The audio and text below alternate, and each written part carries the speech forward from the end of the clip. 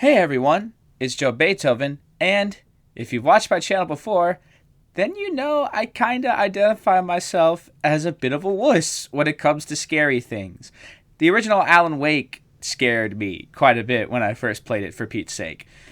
And yet, here I am, reviewing a horror game. That's right, it's time to review The Medium. And guys, I'm really excited about this one because, spoiler alert, this is a really special game. I'm really happy that I get to talk to you about this because, I mean, it's gotten some coverage, it's got some positive reviews, but I'm not sure if many people played it. It doesn't seem like it got talked about that much. And I really feel like more people should play this game, especially since it's on Game Pass. So I want to tell you all about it and hopefully convince you to play this really special horror game. Yes, this really special horror game that even I like quite a bit. The Medium is unique. It is gripping, engaging, and really emotionally impactful. So, here we are. Time for another review. Let's dive right in. Joe Beethoven's masterful review of The Medium. So, The Medium is a horror game, but it's kind of hard to classify. It's not a survival horror game. It's not an action horror game. It really is purely narrative based. It's a narrative horror game. There aren't that many jump scares. I mean, there are some, fair warning. There aren't that many, though. The game isn't hard. You can't die that often, and when you can, it's usually just because you kind of blanked for a second or did something stupid. It's really easy to not die, save for a couple sequences in this game. The horror does not come from playing the game. The horror comes from experiencing this narrative. And as such, I am not going into any spoilers here whatsoever. This game is one that needs to be experienced with fresh eyes, with no expectations. Go in and experience it blind. Trust me on this. It is really, really worth knowing nothing about this going in. But I will give you the very basic setup so that you can know sort of what you're expecting. The Medium centers around a girl named Mary Ann, who is, appropriately enough, a medium. She has the power to coexist in the real world and the spiritual world at the same time, and she can communicate with spirits and help them pass on from the spirit world into the next life. You know, classic medium stuff. After the death of her foster father, Jack, Marianne gets a mysterious call from this man named Thomas, summoning her to Neva, this trauma hospital from back in the 40s and 50s. This place is completely deserted, and seemingly a massacre has taken place here. There is a great darkness in this place that has corrupted it in the real world and in the spiritual world, and the game is sort of a mystery. It's piecing together what happened through different notes and echoes and memory shards that you could collect throughout the game. All these things are used to help you understand what is going on here and what took place that made Neva this hellhole that it is now. As I said, that is already the basic setup for the game. I'm not going to go too much deeper, but I will say that from here on out, as this mystery unfolds, Marianne dives deeper into the spiritual darkness held inside Neva and comes face to face with this giant monster called Ma, which leads to some of the most tense sequences in the game. He is an amazing villain, played by Troy Baker, who of course always does a great job. So, appropriate choice there. He is terrifying in this game. So from here, Marianne is unraveling this mystery, trying to stay alive, and helping souls cross over to the other side. And it's amazing. This story is so engaging, and it feels real. It makes you believe this stuff is happening, because Marianne is such a relatable protagonist. You feel her pain, you see through her eyes, and as the story goes, it makes you believe that this could be happening because of how engaging and well told this story is. There's only one other real character over the course of the story, at least I'm not going to go into spoilers. So this is the other character that you'll meet very early on. A little spirit girl named Sadness, who, as her name might imply, breaks your heart. You feel so sorry for her, and she's so likable, and she tugs at your heartstrings. Marianne does such a good job taking care of her. Their relationship sort of serves as the core of the game. I won't go into any more detail than that. And as I said, this is a narrative horror game. So as the story develops, the horror develops. The scares become more visceral and impactful. The story is what scares you in the Medium, and I've never experienced anything like that, where it wasn't built around jump scares or trying to make sure you have enough bullets or trying to hide in the right spot. Most of the time, it's just unraveling this mystery slowly that terrifies you. But yes, there are plenty of legitimate scares in this game. So let's move on to the gameplay. The medium, as I said, is all about story. So most of the time you'll be walking around, interacting with the environment, finding collectibles that flesh out the world, the narrative. It's all really great. It's very simple. There is no learning curve here. Everything is contextual, pretty much. The buttons you press are all shown you when you need to press them. It's not really something you need to get the hang of. The only mechanics outside of exploration that you have are the spiritual mechanics in your spirit form. And this is where the game is very cool and unique in its gameplay. I'm sure you've seen the split world effect that the game has. Trying to pay attention to the real world and the spirit world at the same time, it's really mind-bending. It messes with you. That does take getting used to. But once you do, it makes for some really entertaining puzzles. None of them are difficult, as all you really have to do is keep moving forward and the solution will reveal itself.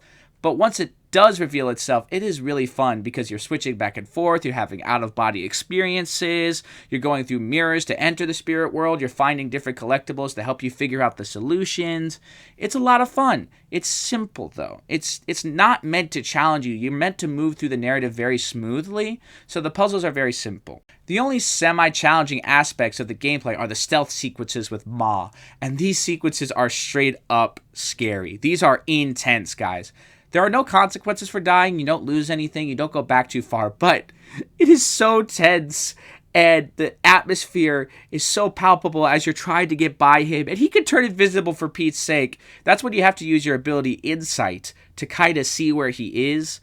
Which is one of the more disappointing aspects of the gameplay, actually, as Insight didn't really do that much. It's used sort of to see Ma and to find echoes. I thought they could have done more with it, personally. But, you know, that's a small quibble. Other than that, you'll be finding power in the spirit world to turn on generators and create a shield so that you can get through moths, spirit moths, whatever you want to call them.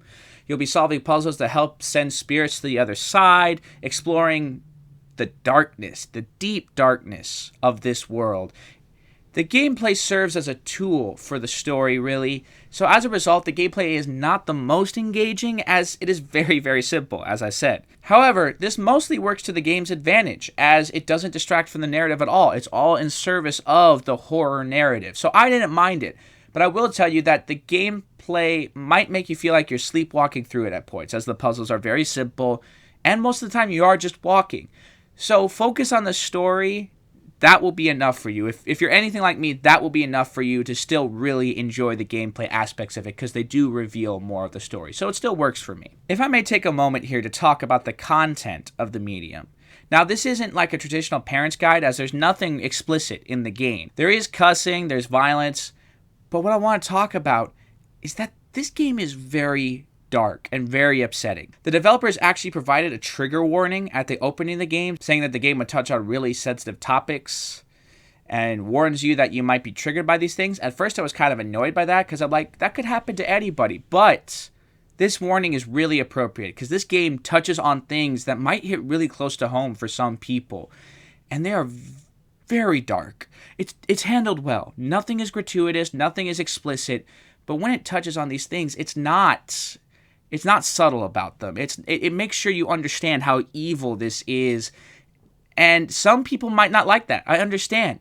If you go into this, you should know. You better be prepared for a very dark and, in some ways, upsetting journey, really. Just be ready for that. That's my advice to you if you're considering playing this game. I loved it, as it was very cathartic and satisfying. The story does not let you stay in that darkness. There's a light to it, because Marianne brings that light to this darkness. But you do have to deal with the darkness first. So watch out for that.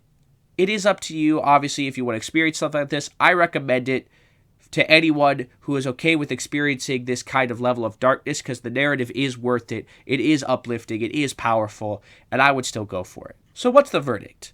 The medium is an incredible narrative-based experience. Very linear, like I said. Gameplay does not allow for much freedom, but the story is what stars here. The story is what engages you and keeps you moving forward.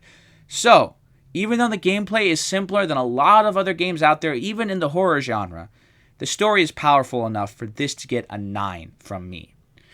The Medium is an amazing game. I loved it. And yes, the gameplay is simple, but still, you will enjoy the reality-bending aspects of it. It'll be enough to keep you engaged and keep you moving to the next story beat, because every time a new one comes along, you will just be deeper in. You will be even more invested. This game will surprise you. It will shock you. And by the end, your jaw will probably drop just like mine did. Just be prepared for a terrifying and possibly upsetting journey through the medium before going in. Be ready for that. But other than that, you're not going to get anything else from me. I do highly recommend this game. I loved it. It is a very unique horror experience, and I highly recommend it to anyone who enjoys this kind of thing. I didn't know I enjoyed this kind of thing until I played it, so I highly recommend this to you. All right, that was video review number 11, and this is weird for me. Honestly, I never thought I would review a game like this on here. I hope you enjoyed the review and you're considering playing it. I highly recommend it, like I said before. Please comment below if there's anything you want to talk about. What's your favorite horror game? Have you played the medium already? Is it one of your favorites? Are you more of a Resident Evil guy, a Silent Hill guy, Evil Within, Outlast? Now I'm just naming horror franchises. I don't know. But just tell me, what do you think of the horror genre in general? I want to hear all about it. Be sure to give me a like if you enjoyed the video, subscribe if you want to see more Masterful content, and click the notification bell so you don't miss out whenever I upload. I got a lot of other stuff coming. I'm working on my Alan Wake project, my Final Fantasy project. There are a few games I'm considering for my next review, and we'll see what news comes out. I'm considering doing a video talking about the Xbox acquisition of Activision Blizzard, but that's been covered a lot, so I might not. We'll see what happens. Alright, that's all for now. God bless you guys. I'll catchphrase you later, and this mantra keeps me going. Alan Wake 2 is coming. Bye!